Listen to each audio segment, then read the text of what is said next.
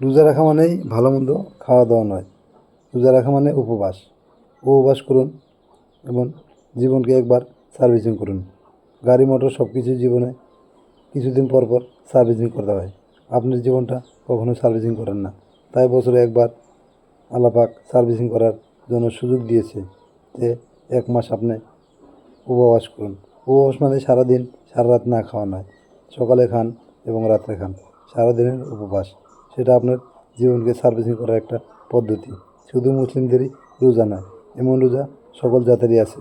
আমরা রোজা বা সিয়াম বলি, কিন্তু অন্য অন্য জাতির ভিতরে বা অন্য অন্য মানুষের ভিতরে তারা ব্রত রাখে। অন্য সব জাতের ভিতরেই এমন কেউ 2 দিন, কেউ 1 দিন, কেউ 5 দিন, কেউ কেউ পূজার সময় ব্রত রাখে। ব্রত রাখে মানে যে আপনি সারাদিন না খাবেন বলে সন্ধ্যাবেলায় ভালো মন্দ খাবেন, পেট ভর্তি করে খাবেন, সেটা নয়।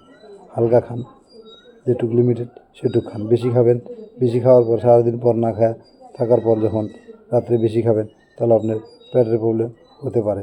সেটা না করে আপনি যেভাবে নিয়ম সেই পদ্ধতিতেই রোজা রাখুন। নবীজিকে ফলো করুন এবং নবীজির পদ্ধতিতে রোজা রাখুন।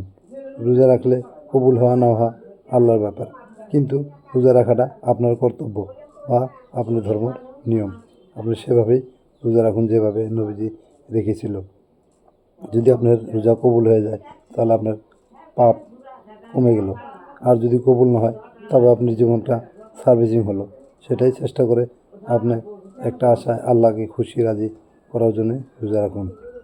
রোজা রেখে আর রোজা রাখার পর যে ঈদের কাপড় কিনবেন, আপনার টাকা আছে আপনি ভালো ভালো কাপড় কিনবেন, যার নাই সে কোথায় পাবে? তাই সুন্দর সুন্দর কাপড় ফেসবুক এবং সোশ্যাল মিডিয়ায় আপলোড দিবেন না। পারলে গরিবকে সাহায্য করুন, না পারলে আপনার যত আছে আপনি খরচা করুন, কিন্তু সোশ্যাল মিডিয়ায় আপলোড দিয়ে অন্যের মনে দুঃখ দিবেন না। অন্যকে দুঃখ দেওয়া মানে আল্লাহকে দুঃখ দেওয়া।